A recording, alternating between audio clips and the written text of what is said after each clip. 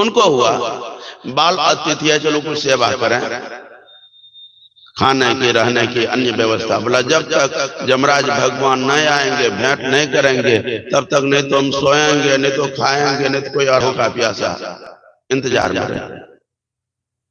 जमराज भगवान आते हैं, दरबान दौड़ करके गया, महाराज एक बाल अतिथि आपके इंतजार में 3 दिन से बिना खाए पिए यूं ही पड़ा है, क्या आपने सेवा नहीं किया?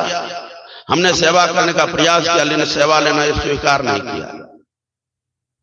जमराज भगवान को लगा कोई अतिथि आया हुआ हो, उसका सम्मान नहीं हो, नाखुश हो जाए, तो बहुत बड़ा पाप। क्योंकि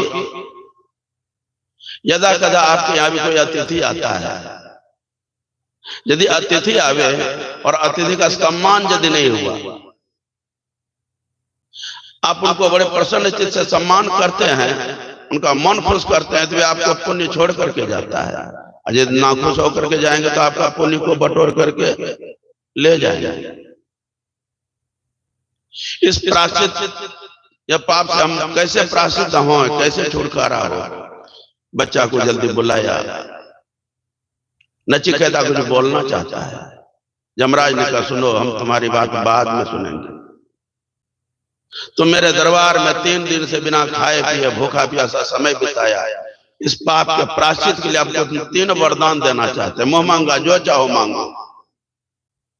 नचिकेता तो नचिकेता थे, उन्होंने विचार किया क्यों नहीं इस 3 वरदान में हम अपना भी काम करें और लोक हित का भी कुछ काम कर लें।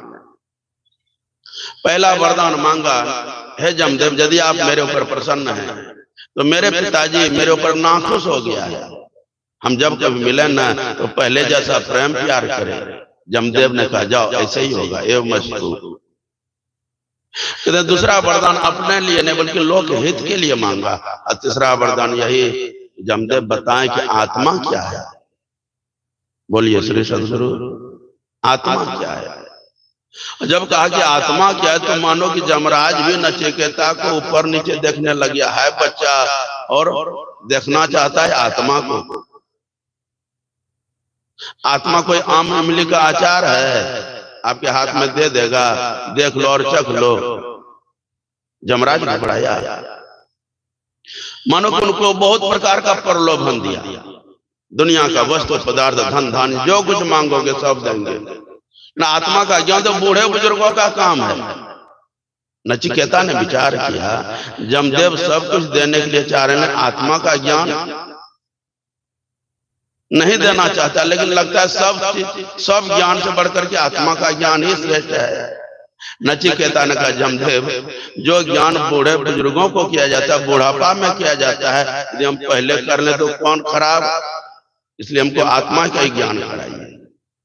आगे कथा लंबी है, हम जिनका सुनने के लिए उपस्थित हैं, श्रीमान पूज्यपाद बाबा हम लोगों के बीच में हैं। आइए हम आगे इन्हीं के मुखारबिंद से इनके विचार के अनुकूल इनकी वाणी को श्रवण करें। बोलिए श्री सदगुरु महाराज।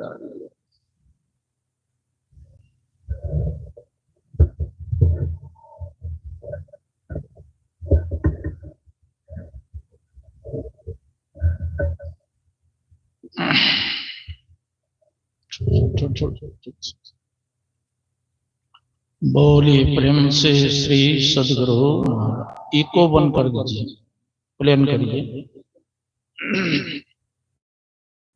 ध्येयं सदा परिभवग्नमभीष्टदोहं तीर्थास्पदं